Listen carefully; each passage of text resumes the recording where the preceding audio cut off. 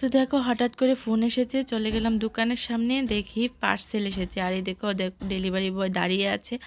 আর আমাকে কিন্তু অনেকেই মিথ্যা কথা বলে যে অনলাইন শপিং করো না, করলে কিন্তু ভালো আসে না।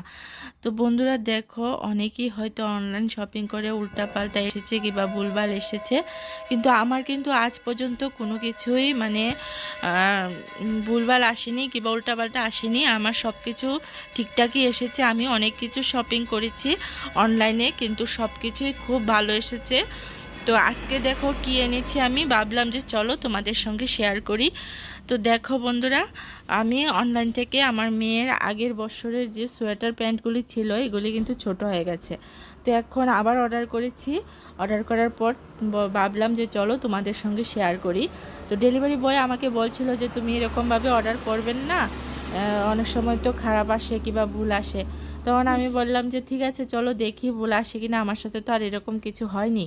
তো দেখো বন্ধুরা, প্যান্টগুলি কিন্তু অনেকই লম্বা এসেছে আর খুবই ভালো এসেছে। কাপড়গুলি অনেকটাই সফট, মানে আমার মেয়েকে আমি উল্টোপাল্টো কাপড় পরাই না, সফট কাপড়ই পরাই। এই দেখো প্যান্টগুলি কিন্তু অনেকটাই সফট এসেছে।